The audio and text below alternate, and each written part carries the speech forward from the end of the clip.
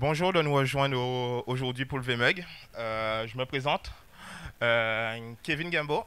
Du coup, je vais vous faire une première partie un peu moins fun, où je me sens moins à l'aise, la partie commerciale, où je vais vous présenter un peu OVH, plus précisément la partie SDDC, donc notre offre Private Cloud.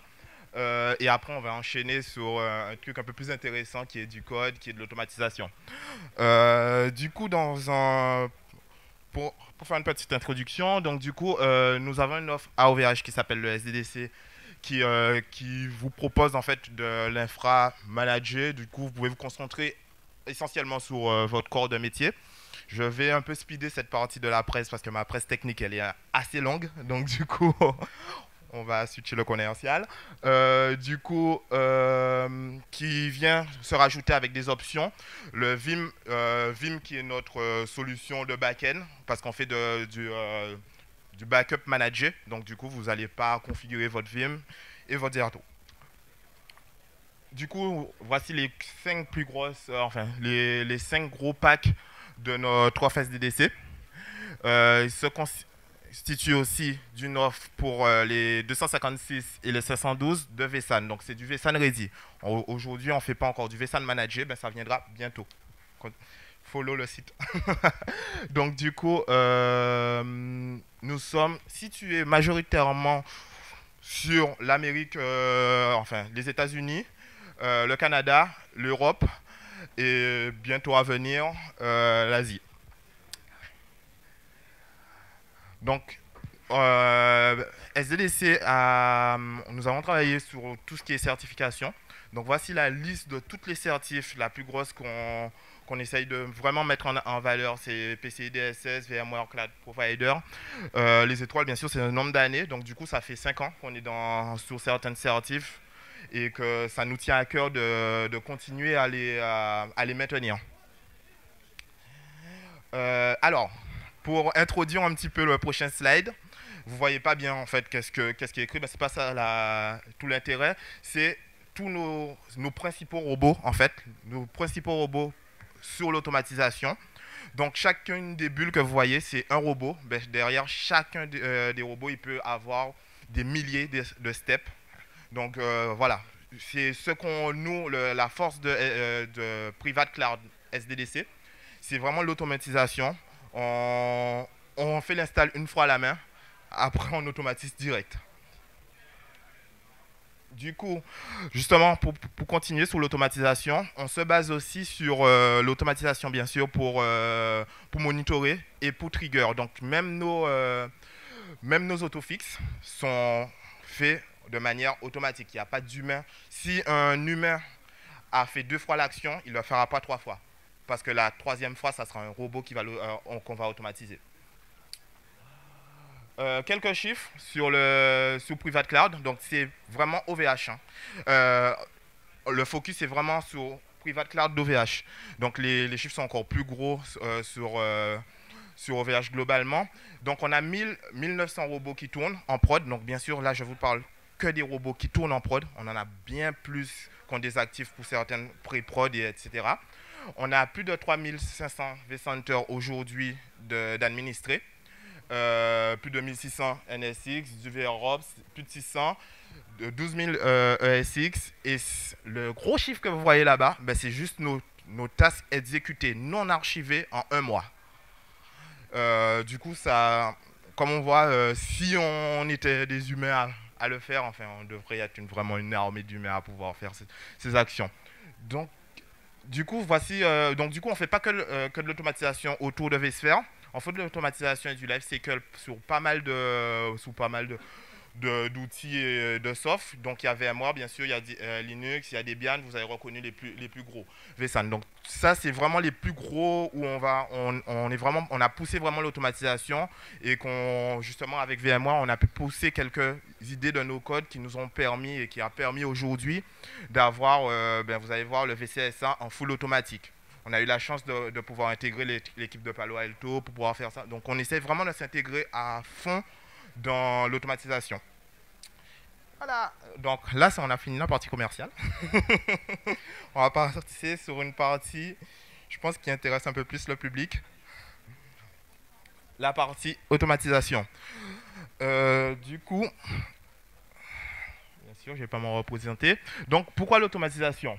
Donc, ça, ce sont les principaux, on va dire, pourquoi on a choisi l'automatisation et pourquoi on l'utilise tous les jours pour pouvoir bien sûr scale. Euh, la disponibilité, la stabilité, le compliance. Donc en fait c'est tout ce qui est certif, c'est ce qu'on vous a dit. Au début c'était pas un de nos choix, mais en fait on s'est rendu compte que grâce à l'automatisation, on a quand même bien simplifié nos façons d'être compliant et de certification. Parce qu'aujourd'hui quand on fait des audits, c'est assez simple de dire ben, qu'est-ce qu'on fait en fait, notre workflow. On peut ouvrir le code à l'auditeur et lui il peut auditer directement le code et pas nos process juste. Donc j'ai juste pour sonder un peu le public qui a déjà été amené à faire de l'automatisation dans... Ok, cool.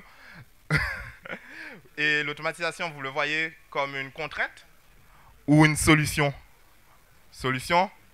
Solution? Cool. Nickel. Je suis appelé un peu trop vite. Qui utilise encore du vCenter Windows qui n'est pas encore sous les appliances? Tout le monde. Alors, tout le monde est sous les appliances. C'est pas grave, vous allez voir que ça vous... La presse aussi va aussi vous ramener des méthodes qui pourraient être utilisées hors de l'aspect migration Windows vers vCenter. C'est cool d'avoir l'info. Du coup, qui utilise, enfin, qui a une version inférieure à 5.5 en vSphere? Personne, ok. 6.0, 6.5, ok. 6.7, U3. Ok, d'accord. Ok, c'était une question piège. Donc du coup, qui a déjà utilisé un SDK de VMware? Peu importe lequel, hein. Ok, cool. Ben, vous êtes au bon endroit. Du coup, c'est cool. Donc, du coup, je vais faire l'agenda. Donc, dans un premier temps, on va dans mon script. Vous allez voir à la fin, je vais donner toutes les sources. Le script, il est disponible sous GitHub. Vous pouvez tout récupérer en fait. La presse aussi, elle sera disponible. Donc, je vais vraiment tout pousser en fait pour que vous puissiez reproduire ou même récupérer des méthodes qui vous intéressent pour vos contextes. Dans un premier temps, le script qu'on va exécuter va faire un check de l'état de santé du vCenter. Second temps, il va générer la configuration du JSON. Vous allez voir que pour ceux qui sont en 6.5, j'ai vu que c'est la plus grosse majorité du public, vous allez pouvoir utiliser potentiellement ce script pour pouvoir passer en 6.7 aussi. Dans vos labs, enfin voilà. Donc du coup, ça va générer la configuration du JSON. Deux gros slides qu'on va voir un peu en même temps en fait, c'est la partie lancement de la migration. Et enfin, déjà on va lancer un pré-check et après on va lancer la migration et on va monitorer justement tout l'intérêt. C'est bon, ben, bien sûr on fait de l'automatisation, ben, c'est pas juste de lancer des commandes, c'est de voir finalement si notre commande elle s'est bien exécutée, si ça c'est bien, si en succès, sans fait, les comprendre pourquoi. Et la troisième partie après, je crois que vous allez l'apprécier cette partie, c'est le café. Alors, test coffee. Bon, allez, on va tester. Ben, tester, c'est douter. Ben bon, on fera la test. Le test, on est dans une presse, donc. Donc, ok. Pour mon test, vous avez besoin d'un prérequis 6.0, mais comme je vous ai dit, ça peut aussi marcher en 6.5 en fait. C'est juste que moi, dans mon environnement, j'ai pris du test en 6.0. Linux, Debian dans mon cas, ben, ça peut être peu importe l'autre chose. Le SDK VMware. Là, aujourd'hui, j'ai choisi le SDK Perl parce que je vous avouerai que je l'ai codé rapidement en soirée, que c'est mon langage le plus, on va dire, où je code le plus rapidement. Donc du coup, vous allez voir un petit script que j'ai codé dans mes nuits blanches. Et un peu de café. Tout le monde a du café, c'est bon? Non, bon, c'est pas grave. Ben, vous l'avez pas, c'est trop tard maintenant. Du coup, les principales méthodes qu'on va voir aujourd'hui, c'est comment se connecter à un vCenter, comment se déconnecter, comment récupérer une vue. Alors, qu'est-ce que j'appelle une vue? C'est récupérer un folder, un data center, une VM, voilà. Les get service content, je ne sais pas si ça parle à tout le monde, peut-être. Si ça parle pas, c'est juste en fait, on va dire le root folder de votre vCenter qui va vous permettre de récupérer les events, les récupérer, faire des guest opérations. Je ne sais pas si ça parle à tout le monde aussi guest opérations, mais on va le voir en fait. Tout le code va s'appuyer sur le guest opération parce que je pars sous le principe dans le code que l'endroit où s'exécute votre VM n'a pas accès au réseau de votre vCenter. il a juste accès au vCenter hoster ou à l'ESX hoster de votre VM. Comme ça évite les complexités où cette VM-là ne peut pas tourner dessus. Voilà. Donc, on va faire du guest opération. On va pousser des informations à travers les tools dans une VM pour récupérer les fichiers. Donc, il y a le start process, file manager. Comme je vous ai dit, initier des transferts à partir d'une VM et récupérer les données. Décoder un JSON, qui est la base, parce que vous allez voir dans le slide juste après que VMware, ils ont quand même fait pas mal de choses pour nous aider à automatiser.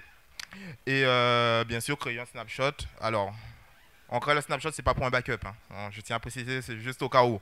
Pour éviter d'avoir 250 snapshots sur une VM, ça peut être cool.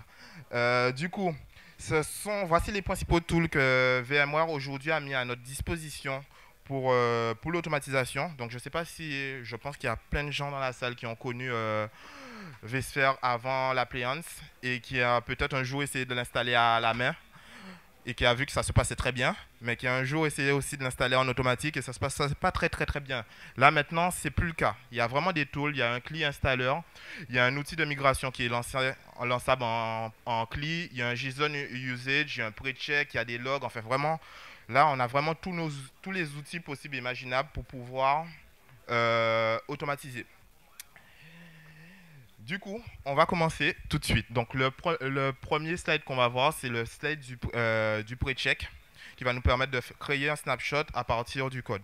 Donc, comment ça, juste pour imaginer un petit peu, à chaque fois, je vais vous montrer un bout du code et après, je vais vous montrer une démo du code à l'exécution. La démo du code que vous allez voir, comme je vous ai dit, en fait, j'ai fait évoluer je l'ai fait assez rapidement et du coup, il a évolué. Des fois, il y a une petite différence entre le code maintenant et la démo que j'ai fait. Donc du coup, on va créer un snapshot. Donc pour créer un snapshot, dans le script, vous allez pouvoir vous connecter au vCenter, puis récupérer la vue du vCenter, de la VM, sur le vCenter. Donc du coup, on va l'appeler le vCenter hoster et le vCenter qu'on va migrer. Donc là, on se connecte sur le vCenter hoster pour récupérer la vue du Windows qu'on veut migrer vers un VCSA et on crée un snapshot. Du coup, le deuxième check qu'on va faire, qui est assez important, c'est la validité des certificats. On va s'assurer que nos certificats sont bien valides avant la migration. Parce que du coup, enfin, on le sait tous, s'ils ne sont pas valides, on aura vraiment un fail durant la migration et du coup, on va devoir tout recommencer et revenir sur notre snapshot. Alors, pour une petite expérience, nous, on a déjà fait, on va dire, plus d'un millier d'upgrades de 6.0, donc Windows vers VCSA, donc dans nos pre-checks et dans nos labs. Et on a constaté qu'en fait, il y a certaines, alors pas beaucoup, je ne vais pas vous affoler, mais sous les milliers, on a une dizaine de cas où en fait, on a dû rollback les certificats de base. Bien sûr, comme on est provider, du coup, on ne fait pas des certificats auto-signés. On a vraiment des vrais certificats sur nos vCenter qui sont signés par GlobalSign, etc.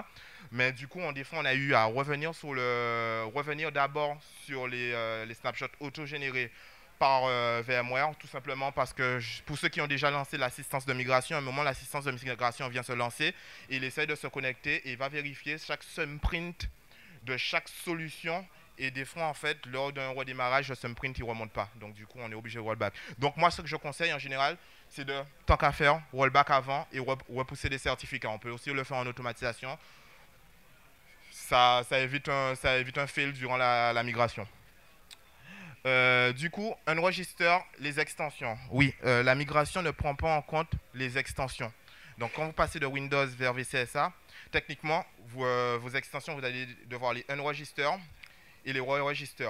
Pour Vim, alors là, dans mon cas, j'ai pris Vim, mais pour Vim, dans les dernières versions de l'assistant tool, il intègre aussi la possibilité pour vous de le faire, en fait, ces actions, de le unregister, de le re-register.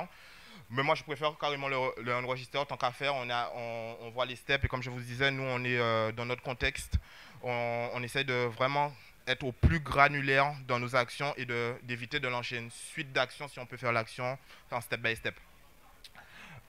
Donc du coup, je vous ai mis le petit KB en fait qui explique pourquoi VMware ne peut pas faire la migration en fait. Du coup, le bout de code, comment ça s'exécute? Donc du coup, c'est pareil, on va faire cette fois-ci, on fait un getView, sauf que getView, en fait, c'est un moref, donc c'est un élément du SDK. Et cet élément du SDK, en fait, on va faire une vue dessus. Donc pour pouvoir faire une vue, tout simplement, on utilise la fonction getView qui va nous permettre de récupérer la vue de l'extension de manager et aller chercher si mon extension, donc l'extension de Vue s'appelle VC Integrity, donc du coup je vais le chercher. Si j'arrive pas à le chercher, je die, voilà. Si si je le trouve pas, bien sûr, du coup il va pas die, il va juste me renvoyer une valeur nulle. Du coup je sors directement de ma fonction parce que j'ai pas à enregistrer mon extension. Sinon, j'utilise ma méthode unregister extension. Donc du coup, si vous avez des extensions sur vos vCenter, vous pouvez utiliser aussi cette même méthode. Tout est dans le script. Changez juste le label de votre méthode et unregister votre extension. Du coup, alors ça c'est un conseil aussi. C'est pas obligatoire, mais avec tous les cas qu'on a eu, on a vu que c'est plus intéressant de retirer l'Active Directory. En plus, c'était dans la démarche d'OVH aussi en mode infrastructure. Avant, on avait de l'Active Directory sur les anciens vCenter et là, on a décidé de tout isoler. Donc, il n'y a plus d'Active Directory pour tous nos vCenter chez nous. Du coup, on a dû désactiver l'Active Directory. Alors, ce cas-là, je l'ai pris juste pour pouvoir montrer comment nous, on va se connecter. J'ai vraiment adapté le script au VMUG pour le coup, parce que nous, on ne fait pas exactement ces mêmes actions, parce que chez nous, on a un outil qu'on a codé en interne qui s'appelle tout simplement le proxy PowerShell, qui nous permet d'envoyer des commandes PowerShell, peu importe le SDK où on est à côté, on peut envoyer un appel PowerShell sur peu importe la VM dès qu'elle a du réseau. Là, je ne l'ai pas fait justement pour l'adapter au VMUG, je l'ai fait avec les guest opérations aussi. Donc du coup, on va faire des guest opérations pour récupérer les informations si notre vCenter est sur un domaine. Donc si je ne trouve pas le domaine dans le système info qui est censé me renvoyer le domaine, ben, du coup, je dis qu'il est déjà supprimé du domaine. Sinon, j'exécute une commande. Bien sûr, vous ne voyez pas très bien, mais ce n'est pas grave, le script il est en open source, donc vous allez pouvoir le récupérer. Sinon, je continue après. Du coup, le check des services. Donc, du coup, ça peut servir, comme je vous ai dit, hein, il y a plein de méthodes qui peuvent servir hors de la migration. Par exemple, le check des services. Vous avez besoin d'automatiser le check des services sur vos infras en prod. Vous n'avez pas spécialement accès à la VM, mais vous avez accès au vCenter qui hoste la VM. Du coup, vous pouvez récupérer cette méthode-là en fait, pour pouvoir aller checker des services vCenter ou pas vCenter en fait. Du coup, voilà, on va s'assurer que tous les services sont up. Là, on va passer à une petite démo. Je ne sais pas si on va bien voir. Du coup, ça va vous permettre de voir un peu comment le script il s'agence. Donc, le script, il a un helper. Donc, du coup, vous pouvez juste l'exécuter, mettre vos contextes. Les contextes, c'est tout simple, hein, c'est un format JSON que j'ai fait, donc vous pouvez créer un format JSON. Je vais vous montrer un template de contexte. Du coup, là, on se connecte, il crée le snapshot. On voit bien qu'il a créé le snapshot. Donc, du coup, il nous renvoie justement un moref, le moref d'un type task. Et du coup, là, il a exécuté notre snapshot. Là, on a vérifié que les certificats sont valides, donc ils sont valides jusqu'à 2020. Là, on continue, du coup. On enregistre l'AD. Dans mon cas, j'avais pas d'AD. Donc du coup, vous voyez peut-être pas, mais ça marque que j'ai pas d'AD en fait. Et le script s'exécute. En sachant que j'ai changé un peu le script, là il y a des prompts un peu à chaque action. Mais vous avez un mode aussi pour pouvoir dire je veux pas les prompts, je veux tout exécuter en même temps. Donc là, il est en train de tester tous les services. Du coup, on pourra passer à la suite. C'est la suite des services en sachant qu'en 6.0, il y a quasiment 27 services. Donc du coup, on va laisser le script continuer à dérouler. Donc là, on va commencer sur la partie vraiment intéressante, qui est vraiment les nouveautés qui sont sur les VCSA, donc la possibilité d'upgrade et d'installer avec un JSON. Donc le script, il va générer le JSON.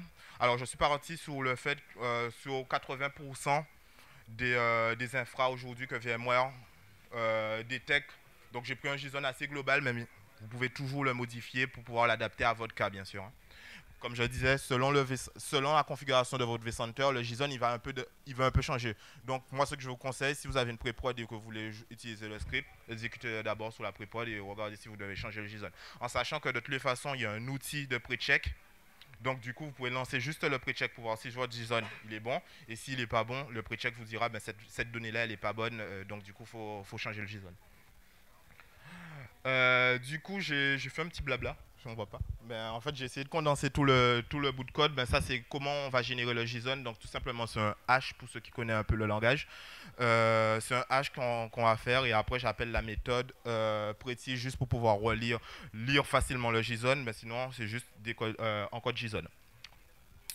On va pousser le JSON. À la fin, justement, juste après, il y a une petite presse qui va vous montrer en fait que le JSON qui est généré, je mets le path.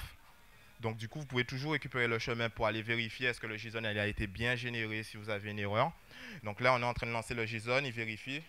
Donc là, le JSON a été lancé donc en mode écriture comme ça. Je cache les mots de passe, mais en vrai, on est dans un lab, les mots de passe, même si on les voit. Pas trop grave. Donc du coup, comme on voit, on a le chemin où le JSON est généré. Même si on n'a pas on désactive le mode prompt, on aura quand même toutes les infos qui seront données à la fin du script. Du coup, là maintenant, on va lancer l'assistante de migration. Quelqu'un a déjà fait une migration Windows vers VCSA? A eu à le faire précédemment? Oui? Oui? Ok, cool. Ben, du coup, là, en fait, c'est juste pour pouvoir lancer l'assistant de migration. Je pars sur le principe, alors je vais check quand même le fichier, mais je pars sur le principe que vous avez déjà monté votre ISO avec un autre code ou vous avez changé le bout de code pour pouvoir monter l'ISO. Donc, du coup, j'ai juste vérifié le chemin où je vais exécuter l'assistance de migration, puis j'exécute l'assistance de migration. C'est super simple. Comme je disais, VMware, ils ont vraiment pensé cette fois-ci, enfin avec toute la partie VCSS, ils ont vraiment pensé en mode command line. Donc du coup, on peut passer tous les paramètres et on n'est plus obligé de faire en quelques arnaques en fait, pour pouvoir passer les paramètres. Donc on peut passer les paramètres directement en params de notre commande. Donc du coup, on va lancer... Elle dure un peu plus longtemps cette partie-là. Comme vous voyez, hein, le helper il change à chaque fois que j'évolue dans la presse. Du coup, on lance l'assistance de migration. On met le contexte. Le contexte, c'est, comme je disais, où il y a nos mots de passe, où on veut migrer, qu'est-ce qu'on veut migrer. Je me mets en dry run 0 parce que le script à la base, il est en dry run. Donc, par défaut, si vous ne précisez pas le dry run du script, il va se mettre en dry run. Il faut vraiment mettre dry run 0 pour pouvoir exécuter le script et les actions. Donc du coup, on voit bien qu'au début, il ne trouve pas le fichier. Normal, l'assistant vient de se démarrer, le fichier n'existe pas. Là, il vient de popper. Du coup, là, il commence à récupérer les logs du fichier, sauf que j'ai toujours pas récupéré mon message success que mon assistant est prêt à démarrer. Donc je continue à chercher. Donc ça continue à tourner. Et voilà, c'est bon. J'ai récupéré mon message success. Du coup, l'assistant de migration me dit started. Du coup, on peut continuer au prochain slide. Donc, je vérifie juste rapidement que la donnée est bien là, le script, voilà. Qu'est-ce qu'il a lancé? J'ai galéré un peu à le trouver dans ma petite fenêtre. Voilà, l'assistance est lancée. On voit bien que on va voir que les paramètres que j'ai bien lancés à l'intérieur sont bien retrouvés à l'intérieur. Donc, admin. Ok, donc du coup, là, on va lancer, comme je vous ai dit, VMware, ils ont vraiment bossé à fond. Enfin, cette partie-là, on a bossé avec eux justement pour avoir un outil de pré-check dans le temps, je crois que c'était en 2013. Enfin, franchement, c'était vraiment cool. Ils ont vraiment été à l'écoute et on avait demandé un outil de pré-check pour pouvoir tester le VCS, notre install, notre migration pour faciliter. Donc, du coup, dans un premier temps, on va lancer la même commande. On va lancer 2 fois la commande, sauf qu'on va lancer la commande une première fois en mode pré-check only. Donc, c'est quasiment la même commande, c'est juste un élément qui va changer après, c'est accept UA. Du coup, là, on lance la commande la première fois en pré-check. Donc, il va se connecter au vCenter. Le pré-check, il permet surtout de vérifier que vous avez renseigné les bons users, vérifier que la VM que vous allez déployer, elle n'existe pas déjà avec le même nom, pour que ça se pète pas la gueule durant la migration, en fait. Du coup, ça va vraiment check toute cette partie-là et vérifier votre DB si l'assistant de migration est bien lancé et pas mal de checks qui facilitent la vie.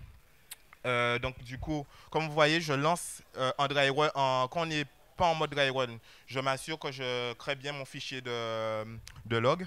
Donc du coup, je vais d'abord créer mon fichier de log. Si mon fichier de log et puis j'exécute ma commande. Et si je suis pas en mode dry run, je vais vérifier, comme je vous disais, l'exécution et le monitoring arrivent en même temps. Donc on va le voir en même temps. Du coup, j'ai monitoré que mon exécution s'est bien déroulée. Donc du coup, une petite... Alors, du coup... Ah, c'est un peu plus visible là, c'est cool. Donc on lance l'assistant, le pre-check. Donc du coup, voilà. Donc là, je vais me connecter. Le thumbprint que vous voyez, c'est le thumbprint de mon hoster en fait. Donc du coup, je m'assure que où je veux me connecter, c'est bien le bon endroit.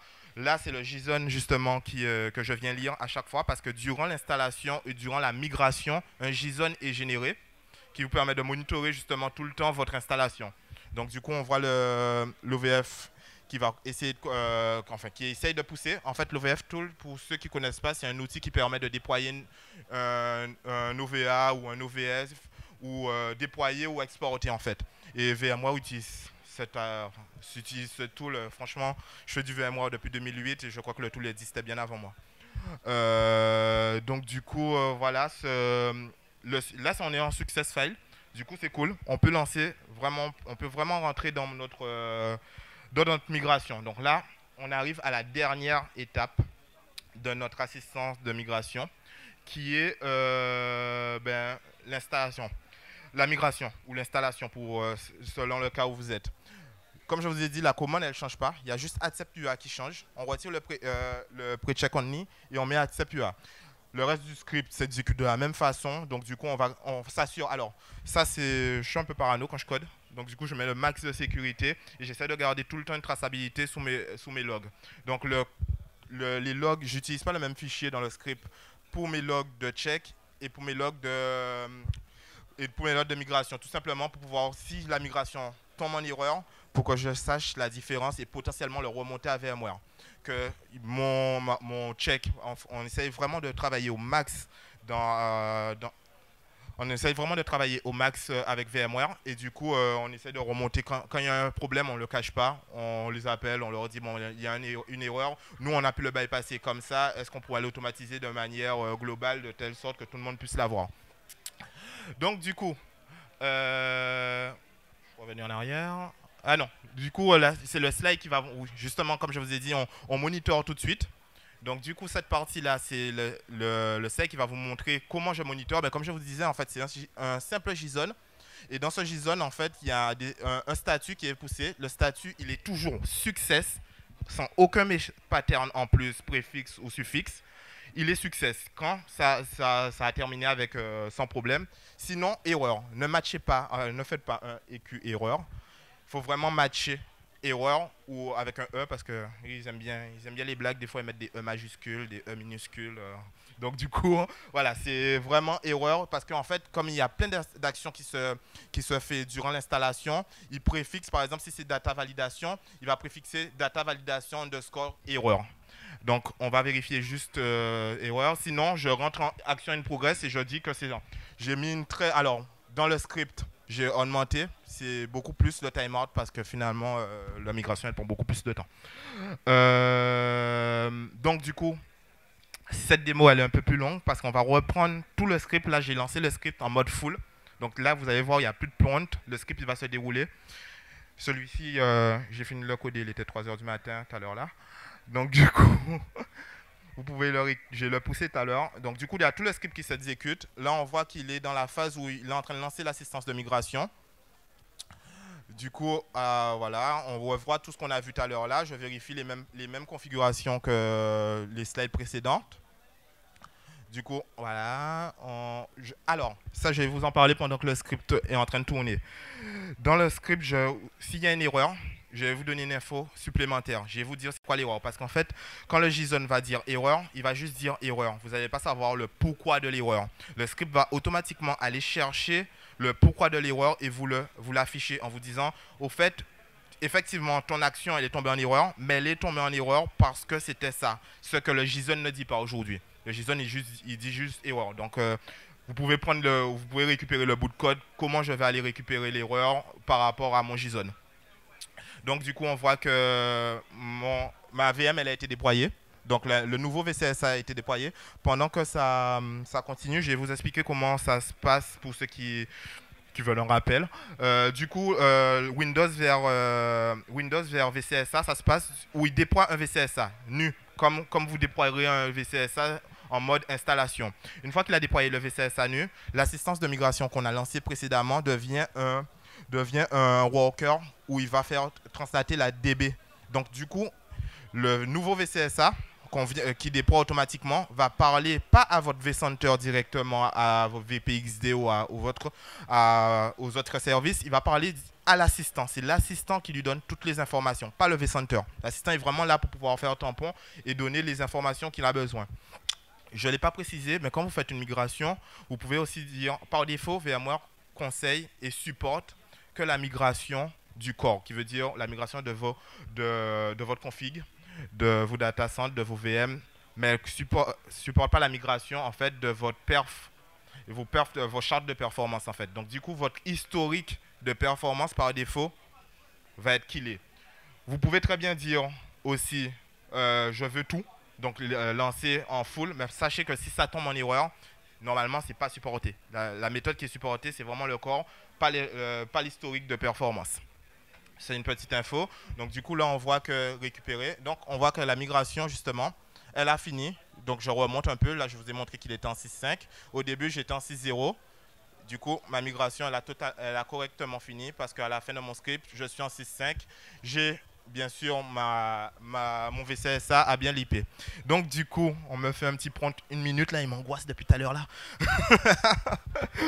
Donc du coup, c'est pour ça que je vais... Donc, la partie intéressante, comme je vous ai dit, on va se reconnecter. Donc le bout du code, on l'utilise depuis le début, le code. Mais j'ai fait un focus dessus parce que c'est quand même la base de tout ce qu'on fait, c'est se connecter au vCenter. Peu importe que ce soit le vCenter final ou le vCenter hosted, s'il vous plaît. Du coup, maintenant qu'on s'est connecté, eh ben, je vous remercie d'avoir participé. Désolé pour être speed, mais n'hésitez pas.